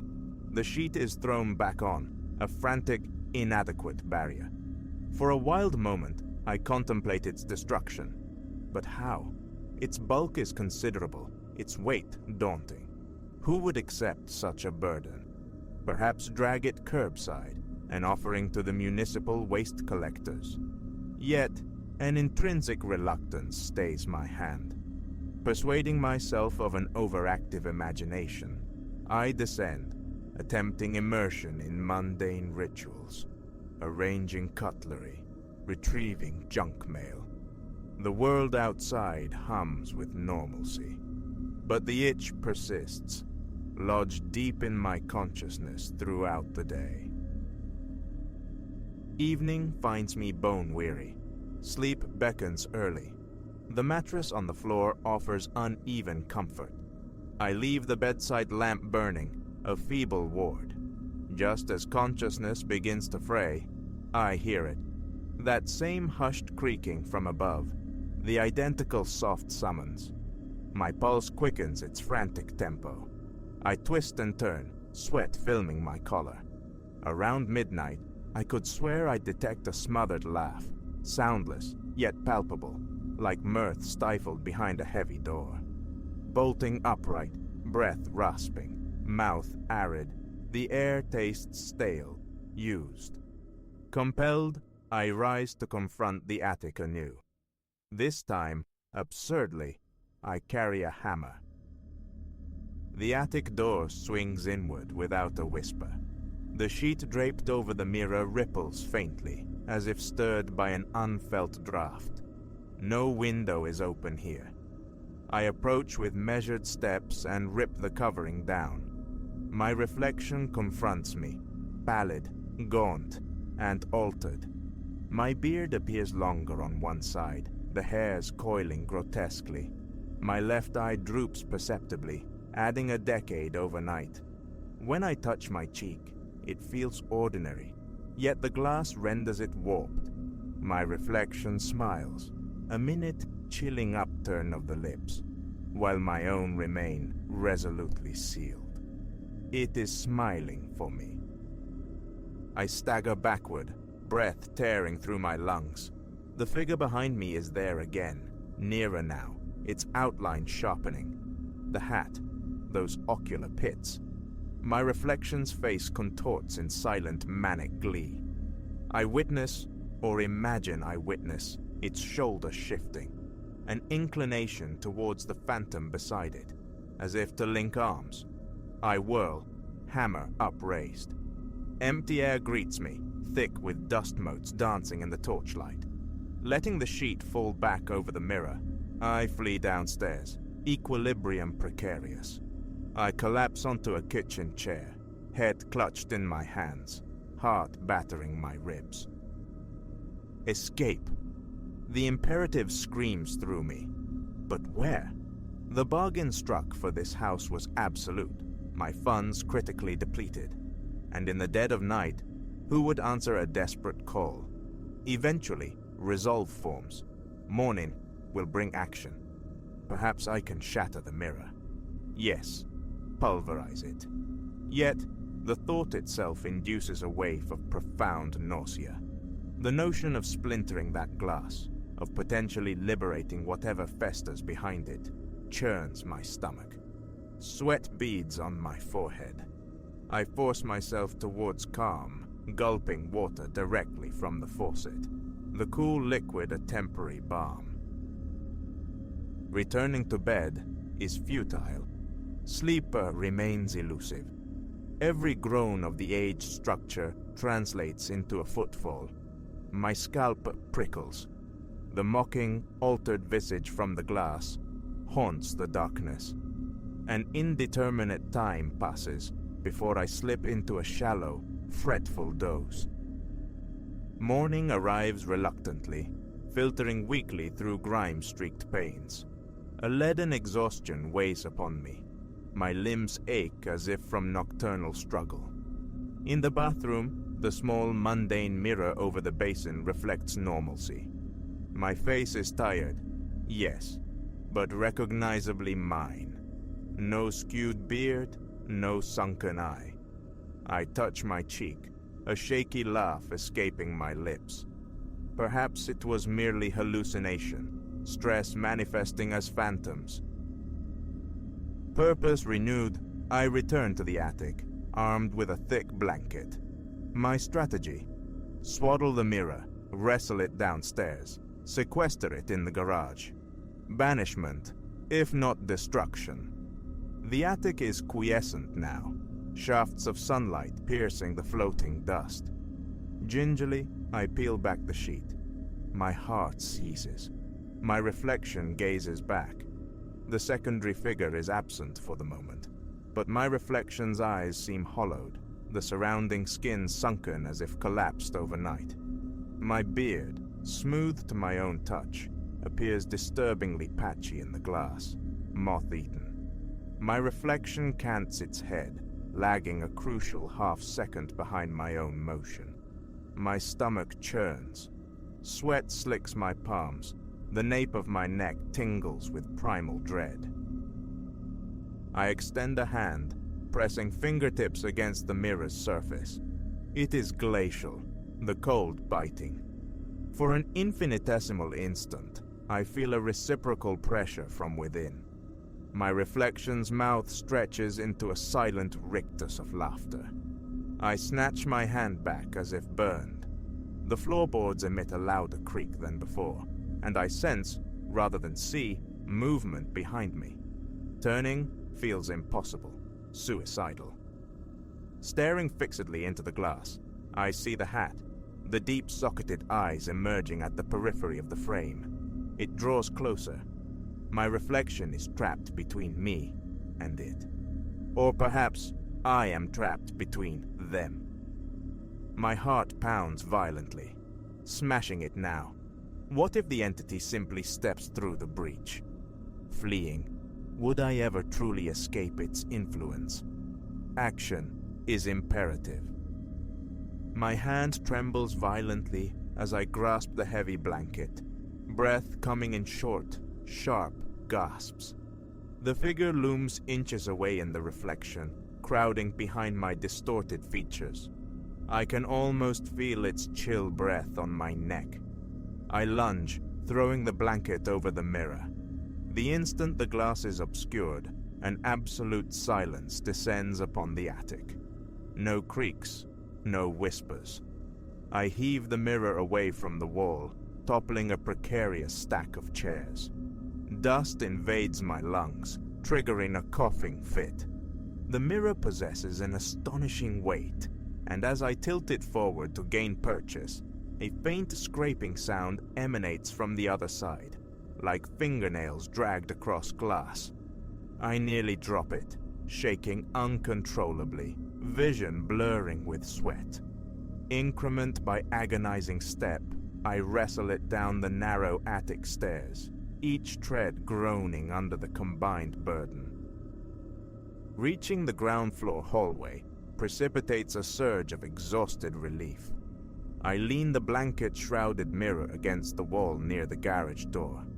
My pulse still races, a frantic drumbeat, but distance offers a sliver of comfort. Perhaps a trip to the municipal dump is feasible.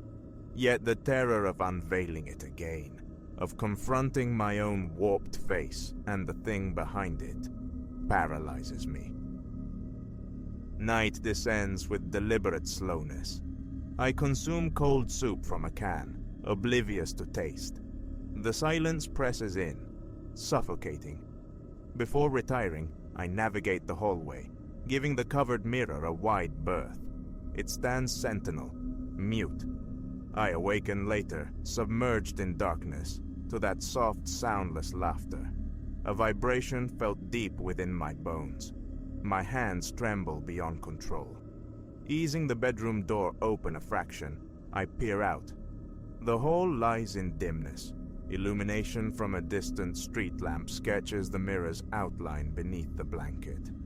The silhouette seems subtly altered, taller now, canted forward as if eavesdropping. My stomach lurches. Cautious steps carry me towards it. I reach out, placing a hesitant hand flat against the cloth. Beneath, the surface remains unnaturally cold. I detect a subtle pressure pushing outward, a faint convexity. The crack in the glass. I recall its precise location. Has it elongated? I lift the blanket's edge by a mere inch. Within the Stygian darkness, an eye glimmers. My reflection's eye staring back. But it's misaligned, shifted partially from where my own face should be. And behind it, the dark curve of a hat brim, a grin sketched in shadow. They are poised, anticipating a moment of vulnerability, an opportunity to exchange places. I let the cloth fall back into place. My breathing is ragged, shallow. Destruction is impossible.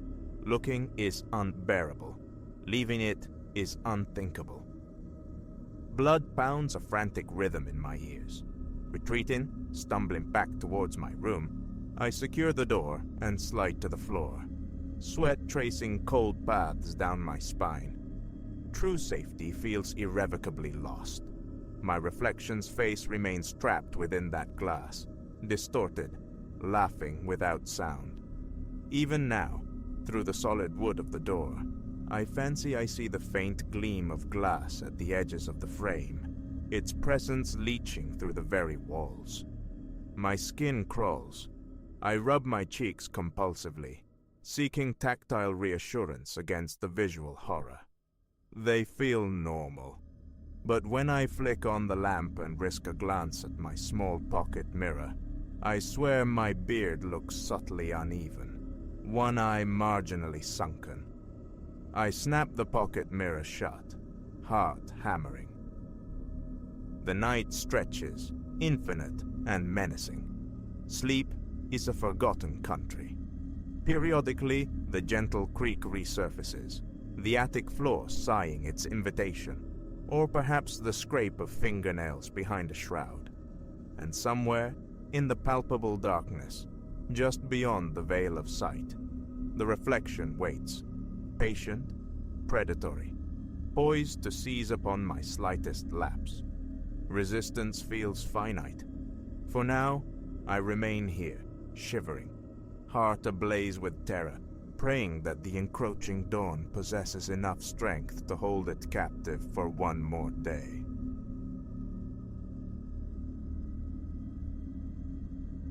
The irresistible lure of its negligible price tag drew me to the century-old dwelling. A relic, the listing proclaimed, steeped in time. Minor mending, the seller had murmured, nothing beyond the expected wear of ages. The street slumbered in profound quietude, and the notion of inhabiting a fragment of history held a certain charm. My aspirations were simple, to carve out a sanctuary. Satisfaction bloomed, warm and certain, the moment the documents bore my signature. Mine was a place of soaring ceilings, vast windows framing the world outside, and an immense, shadowed attic. A veritable coup, I congratulated myself. Then commenced the susurrus. It began that inaugural night. Drifting on the edge of sleep, a delicate sound materialized from above. My name, perhaps, breathed so softly, it might have been woven from dream stuff. I slid from bed, navigating the passage. A flick of the switch coaxed only a sputtering protest from the hallway bulb. I stood immobile, straining to hear. Near the corridor's terminus hung the attic's sealed portal, the apparent font of those ephemeral whispers. They ceased the instant I neared. No profound strangeness yet, merely the faint disquiet of a darkened hall. My gaze lingered on the closed hatch overhead. A fleeting coolness brushed my skin before I retreated to the bedroom, dismissing it as fatigue, imagination. Dawn arrived, and with it, a resolve to banish the nocturnal unease. Unpacking proceeded, shelves found their places in the living area, and lunch was prepared within the charmingly archaic kitchen. The old-world fixtures delighted me. Sinks adorned with intricate brass handles, a capacious pantry redolent of aged timber. Normalcy reigned until the late afternoon shadows began to lengthen. Lounging couch-bound, phone in hand, the whispers returned. Again, that soft invocation of my name, Elias, echoing for a scant 2 seconds before dissolving into silence. A phantom current seemed to stir the air, though every window remained shut. I rose, prowled the rooms, verified the locks. Nothing amiss. The sound lacked a discernible point of origin, yet felt anchored somewhere overhead. Curiosity now warred with trepidation. An ascent to the attic became imperative. Flashlight clutched tight, I tackled the climb. The hatch yielded grudgingly, its stiffness betraying long disuse. Each stair groaned a loud complaint beneath my tread. Reaching the summit, I was met by an abrupt plunge in temperature. Not frigid, but a distinct, sharp contrast to the warmth below. The air hung thick with the scent of stagnation. Discarded boxes slumped in corners. Skeletal remains of chairs lay scattered.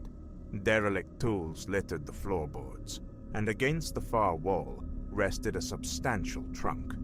A solitary, naked bulb cast a weak luminescence, leaving the periphery steeped in gloom.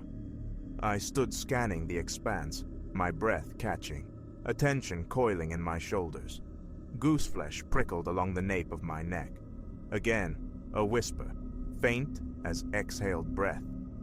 I swept the flashlight beam towards the corner. Stillness. Drawn by an inexplicable pull, I approached the trunk, locked fast. A tentative shake produced a muffled thud from within, the sound of something weighty shifting. My heart hammered against my ribs, a nebulous dread unfurled within me, illogical yet potent. Then, the unmistakable creak of floorboards. I whirled, flashlight beam slicing the dimness. Empty space stared back. Swallowing hard, I forced out a shaky, too loud, "Hello?" Silence answered. Retreating, I felt the fool, half persuaded I was merely conjuring phantoms from dust and shadows. That night, the whispers amplified. Mid-brushstroke at the bathroom sink, my name surfaced again, clearer this time. Elias. A jolt shot through me. I spat, twisted the faucet shut. The house held its breath. Pushing open the bathroom door, I peered down the unlit corridor, listening intently. It came once more. Elias. The syllables stretched, unnervingly deliberate. Ice traced my spine. My hand began to tremble. I fled to the bedroom, slammed the door, ignited the lamp. Perched on the mattress edge, heart pounding a frantic rhythm, I wrestled for composure. Settling noises, drafts, rational explanations warred with the chilling certainty of what I'd heard. Morning found me resolved. A trip to a local electronics purveyor yielded a rudimentary security system. One camera found its post in the hallway, lens fixed upon the attic hatch. Another ascended to the attic itself, trained on the enigmatic trunk and the deepest corner shadows. Continuous recording engaged. A flicker of absurdity accompanied the action, a sense that perhaps I was succumbing to paranoia. Yet the need for tangible proof, for an answer to whether someone trespassed or toyed with me, outweighed the embarrassment. The day unfolded in deceptive tranquility. Dinner prepared, television watched, mundane rituals performed against a backdrop of simmering anxiety. Later, settled before my computer, I began the tedious review of the camera feeds. Hours scrolled by, revealing nothing extraordinary. The attic camera displayed a static tableau of dust motes dancing in faint light. The hallway unit captured only my own comings and goings, the flipping of switches, entries and exits. No intruders materialized. No inexplicable shadows played tricks. Perhaps, I conceded, it was merely auditory hallucination.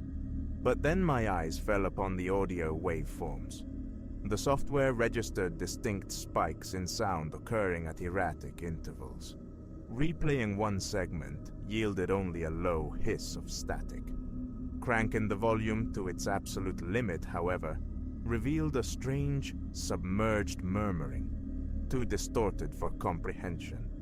Yet, pressing headphones tight against my ears, I felt, more than heard, my own name surface through the electronic noise. A current of pure fear coursed through me. The video showed an empty room, yet the microphone had captured something. I meticulously noted the time codes, saving the relevant files. Sleep offered no refuge that night. I tossed, turned, haunted by the enigma residing in the space above. Around 2 in the morning, a dream took hold. I stood within the attic, confronted by a man clad in a severe black suit. He occupied the far corner, untouched by the weak bulb's glow, utterly motionless, silent. His features remained maddeningly indistinct, blurred as if viewed through water. A profound paralysis rooted me to the spot, my gaze locked onto his obscured face. I awoke gasping, drenched in sweat, heart slamming against my ribs. Snatching my phone, I checked the time. 2:10 a.m., wiping perspiration from my brow with a sleeve, I fought for calm, eventually succumbing to a fitful, unrestful slumber. The following day saw my return to the attic. Daylight streamed through the small, grimy windows, rendering the space marginally less forbidding. Still, the familiar prickle crawled over my skin the moment I crested the stairs. The image of the man in the black suit lingered, superimposed upon the shadowed corner. I made my way back to the trunk. The lock, ancient and tinged with rust, resisted my tugging and jerking. Breaking it open beckoned, but the necessary tools remained downstairs. Instead, I turned my attention to the scattered boxes. Most gaped, empty. One yielded brittle newspapers dated from the 1960s. Another contained a fractured lamp and tarnished silverware. Nothing overtly sinister, nothing to illuminate the source of the voices. The remainder of the day was dedicated to improving the attic's illumination. The feeble bulb gave way to a brighter, starker LED fixture. I swept the dusty floor, shoved the trunk flush against the wall, attempted to impose some order on the accumulated detritus. A futile hope lingered that these acts of control might soothe my frayed nerves. Throughout the exertion, a tightness constricted my chest, an ever-present anticipation of the whispers resuming. My senses remained hyper-alert, yet the attic maintained its silence during my labors. Nightfall brought another review of the camera footage. As before, visual vacancy. The audio, however, persisted with its cryptic spikes. Listening to isolated segments, I again discerned that low, unsettling murmur. A wave of nausea washed over me. Shutting down the computer, I sought refuge in mindless television, hoping to numb myself into drowsiness. Around midnight, I surrendered to exhaustion and headed for bed, leaving the hallway light burning, a small concession against the encroaching darkness. Sleep came swiftly, but the dream returned, intensified. The man in the black suit stood closer now, mere steps away. His silhouette was sharp, defined, yet his face remained plunged in impenetrable shadow. My dream heart raced. Whispers of my name echoed relentlessly. I woke to the sound of my own indistinct mumbling, arms rigid, jaw aching from unconscious clenching. Sitting bolt upright, I stared into the bedroom's gloom. The sliver of light beneath the door confirmed the hallway lamp still burned. No whispers now, only the oppressive sensation of being watched. Rising, I opened the door, surveyed the empty corridor. Compelled, I checked the attic hatch, securely closed. Locking my bedroom door provided scant comfort. Sleep remained elusive, my eyes fixed on the darkness for a long, tense interval. The next morning, desperate for a rational explanation, I phoned a friend, mentioning a suspected animal infestation in the attic, omitting the voices, the dream. Together, we scoured the space, searching for droppings, nests, points of entry. Nothing. The attic yielded no evidence of rodents or raccoons. My friend chuckled, suggesting playfully that perhaps the place was haunted. I managed a strained laugh, the unease tightening its grip. After his departure, I sat nursing coffee at the kitchen table. hands trembling slightly, stomach knotted. My gaze drifted upwards, towards the ceiling, picturing the aged beams, the silent trunk resting above. The house itself felt sentient, withholding something. Subsequent nights were dedicated to gathering more definitive proof. Audio recorders were strategically placed throughout the house. Each morning's review yielded more of those peculiar, faint sounds. Always sporadic, always elusive. Occasionally, amidst the murmurings, fragments of words seemed to surface. Come closer. Stay. Uncertainty gnawed. Were these genuine utterances, or my stressed mind desperately seeking patterns? The strain manifested physically. Appetite waned. Sudden noises made me jump. Nightly lock-checking became ritualistic. And always, the dreams. The silent man in the black suit, perpetually inhabiting the attic's darkest recess. After a week besieged by this escalating strangeness, the imperative to access the trunk became overwhelming. A trip to the hardware store procured a crowbar. Ascending the attic stairs, my heart hammered a frantic tattoo against my ribs. The air felt ponderous, charged. Positioning a flashlight on a small stool to illuminate the trunk, I jammed the crowbar's tip beneath the aged latch. It required considerable effort, a straining of muscle, before the metal finally yielded with a sharp crack. The lid groaned open on protesting hinges. Inside lay a collection of old garments, a pair of worn leather shoes, letters bound with a fragile, brittle cord, and nestled amongst them, a small photograph in a simple wooden frame. Black and white, it depicted a man in a formal black suit. His face, obscured by shadow and time, remained indistinct, yet the posture, the very shape of him, resonated chillingly with the figure from my nightmares. My throat constricted. A tremor ran through my hands as I held the photograph.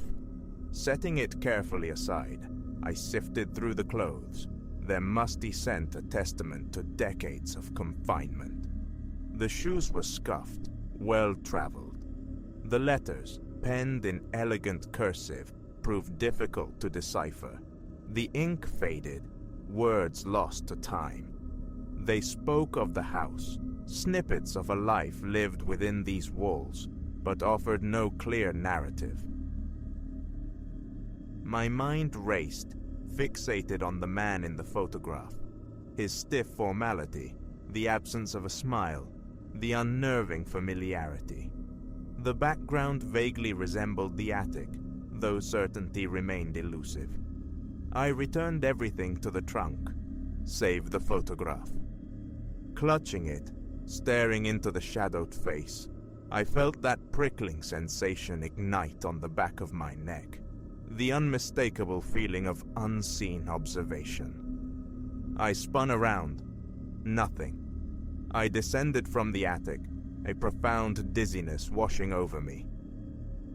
The nightmares intensified, becoming nightly visitations. The man in the suit never spoke, never moved, merely stood, his unseen gaze fixed upon me. His stillness was more terrifying than any overt threat. By day, I sought solace in mundane repairs, replacing loose floorboards, silencing a dripping faucet, sweeping the front porch. These routine tasks offered temporary distraction, yet my nerves remained frayed, my gaze involuntarily flicking upwards at every creak, every settling groan of the old house. By night, the voices seemed to swell, pressing in from the very walls. Huddled in the brightly lit living room, I listened as the whispers coalesced into a near-constant susurrus. My name breathed relentlessly on the edge of hearing. A primal urge to flee warred with a stubborn refusal to be driven out. My chest remained tight, scalp tingling, hands cold and damp. I pushed back against the rising tide of fear, repeating the mantra. Just an old house, creaky wood, strange acoustics. Yet, a deeper intuition screamed otherwise. Tentatively, I began to address the emptiness, asking aloud what it wanted. No reply came, only the sibilant repetition of my name. Turning up the television volume proved futile. The whispers slid beneath the manufactured noise, insidious and persistent. Frustration mounting, I slammed my hands on the coffee table, shouting, "Stop!" A momentary pause, then the murmuring resumed. Helplessness washed over me. One final time, I turned to the camera feeds. Scrutinizing every frame from the attic camera, I saw only the familiar dance of dust motes in the dim light. The audio track remained a chaotic tapestry of static. Then, something caught my eye. A single frame where the static seemed to coalesce, to momentarily take shape. Advancing frame by painstaking frame, a silhouette emerged from the corner shadows. Indistinct, yet undeniably mirroring the form of the man from my dreams. The man in the photograph. The figure lingered for a fraction of a second, a fleeting anomaly in the digital stream. My hand trembled on the mouse.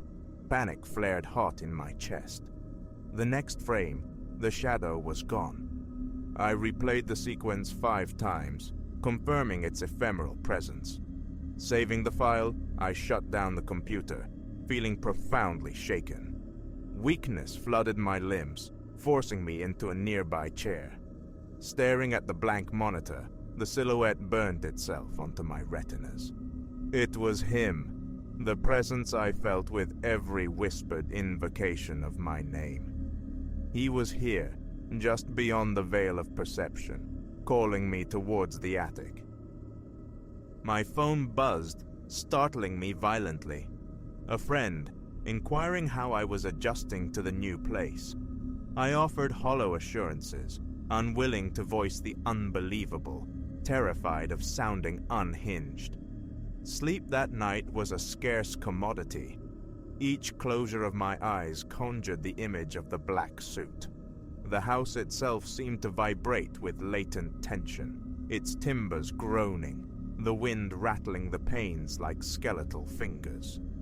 Around 3 in the morning, I rose and walked the length of the hallway, stopping directly beneath the attic hatch. Staring upwards, heart pounding a heavy rhythm, I reached out, my fingers brushing the cold metal of the latch. A palpable chill radiated from it, raising the hairs on my arm. I couldn't bring myself to pull it open. "What do you want?" I whispered into the oppressive silence. No answer came. My throat felt parched, my mouth tasted of stale fear. After a long moment, hands still hovering, I retreated to my room. I remain in this house. The thought of leaving whispers its own temptations, but the finality of ownership anchors me here. I cannot simply abandon this place, this mystery. My days are now spent trying to decipher the enigma that permeates these walls. The cameras continue their silent vigil. The recordings are my daily scripture, parsed for meaning. Sometimes, new words seem to emerge from the static, fragments of anger, echoes of sorrow. The man in the black suit is constant nocturnal companion, forever occupying that shadowed corner, forever calling my name in dreams. A knot of anxiety resides permanently in my stomach whenever I approach the attic stairs. The tension in my shoulders is a constant, unwelcome guest. Why this entity has fixed upon me, why it lingers just beyond sight, remains unknown. But a grim determination has taken root alongside the fear.